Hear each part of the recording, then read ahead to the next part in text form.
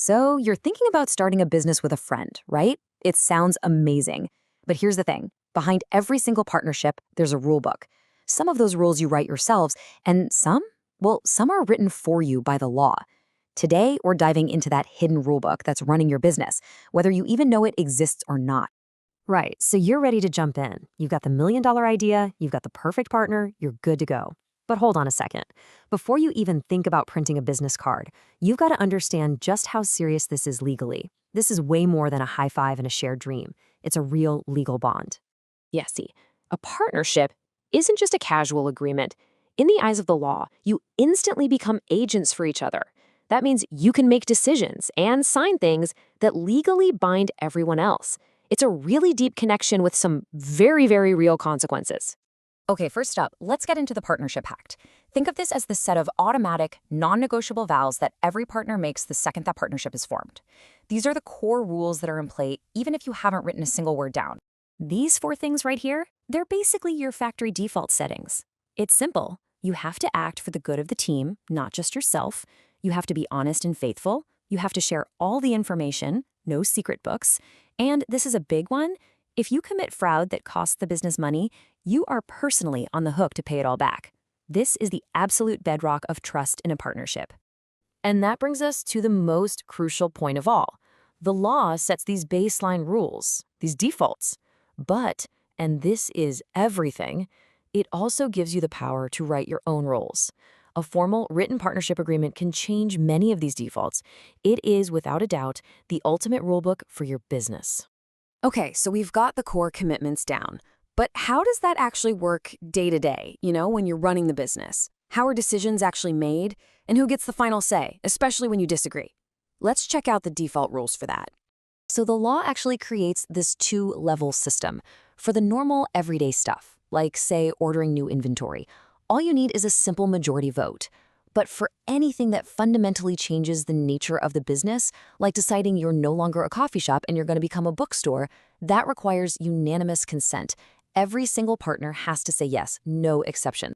And this system is all built on a balance of power. Every partner has the fundamental right to be involved and a duty to actually pay attention to what's going on. To make that work, total transparency isn't just a nice idea, it's legally required. Everyone gets to see the books, anytime. No secrets. And now, for the thing that causes the most arguments, money. If you don't have a written agreement, how do things like salaries, profits, and even losses get handled? Well, the law has a default answer for that, and it might not be what you think. Okay, you have to hear this. By default, no partner gets a salary. Nope. And profits and losses? They are split equally. It doesn't matter if one of you put in more money or works twice as hard, the default split is equal. Honestly, this rule right here is probably the #1 reason why you need a written agreement. And here's a super specific number you'll want to remember. Let's say you put extra money into the business on top of your initial capital. The law treats that extra cash as a loan. And for that loan, you are automatically entitled to 6% annual interest. That's a really key difference. It's not just more investment, it's a debt the company owes you. But, what happens when things go a bit sideways? What if one partner sees a chance to make a little extra cash on the side, maybe by using the firm's good name or its resources? On this, the law is absolutely crystal clear. Any secret profit belongs to the firm, period.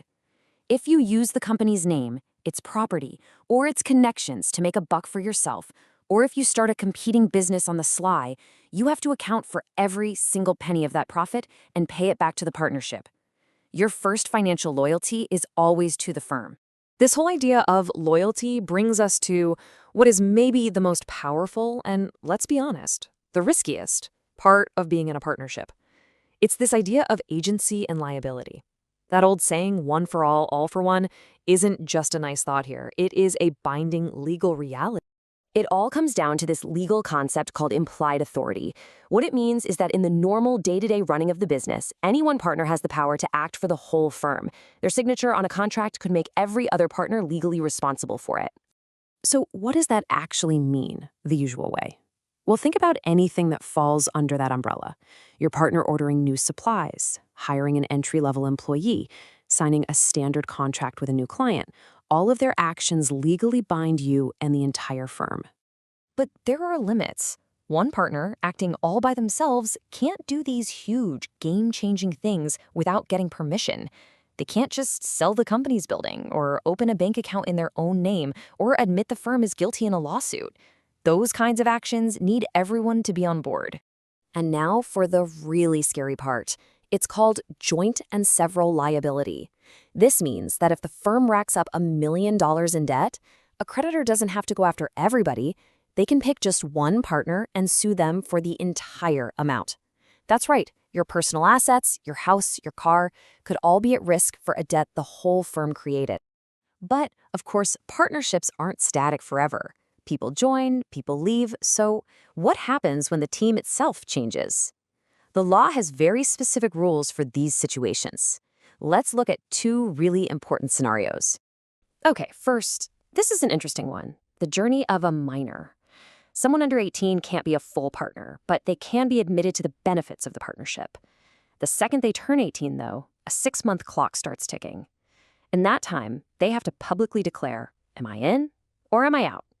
And if they just stay silent, they're in. They automatically become a full partner. And that choice they make, it has huge consequences. If they choose to be in, they become personally liable for all the firm's debts, going all the way back to when they were first brought in as a minor. If they choose out, their share is safe from anything the firm does from that point on. It is a massive decision. And what about when a partner leaves? They are totally free to compete. They can open up a similar business right across the street and advertise it all they want. But there are some hard and fast rules. They absolutely cannot use the old firm's name, pretend they are still working there, or actively try to poach the old firm's client list. This pretty much sums it up perfectly. It's like leaving a sports team. You can go start your own, but you can't take the old team's name, their jersey, or their secret playbook with you. The law is all about ensuring a clean break, not a hostile one. So, as you can see, the law creates this incredibly powerful and sometimes really surprising set of default rules for your business. From equal profit sharing to that scary individual liability, these unwritten rules are always there, working in the background.